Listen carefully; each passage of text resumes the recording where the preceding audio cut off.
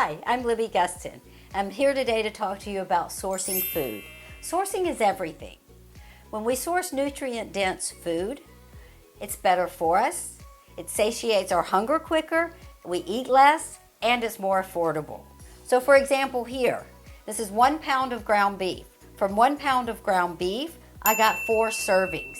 Each serving only cost $1.17. It's the right portion that makes us healthy and will satisfy us, which is 28 grams of protein. For meat, that equals 3 ounces of protein. With the burgers or with the burritos, I like to add living food. So living food is your fresh tomatoes, your fresh onions, picked 1 to 3 days ago. Also, when it comes to dairy, I want to use raw or aged.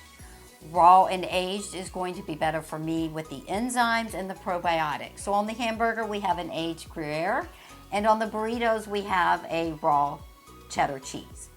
I also want to look at what I'm eating, like the tortilla and the bun.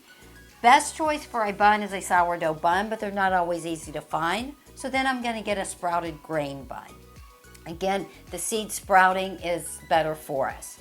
Also, same with the tortilla, it's a sprouted grain tortilla. So I'd like to shop at the farmer's market because I have access to all the criteria that are important to me for nutrient-dense food. So for example, this tomato. This tomato was picked 1 to 3 days ago, and it was picked when it was ripe on the vine. A lot of the produce we get in the grocery store is picked before it's ripe, which means it doesn't have all the flavor, and it doesn't have all of its nutrients. It's also something that is probably 2 weeks or older.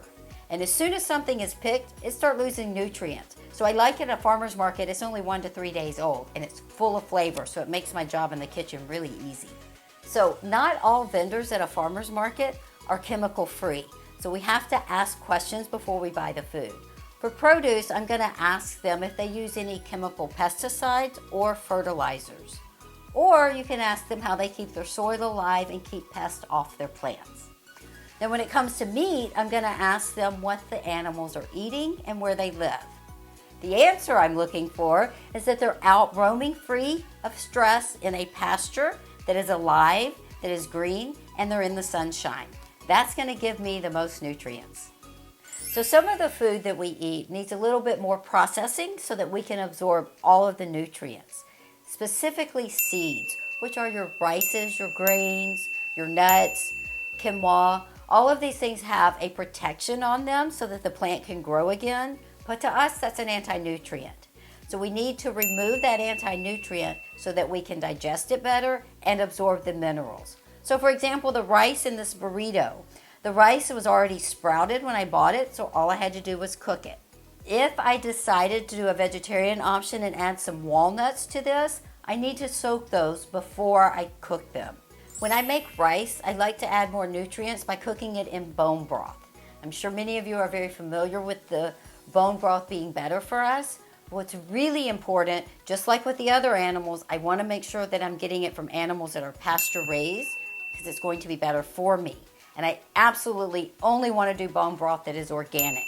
Animals that come from the conventional system, if you use that to make bone broth, you're basically drinking pesticide soup because all of the pesticides in their feed accumulates in the bones, and then you boil them and make a pot of pesticide soup.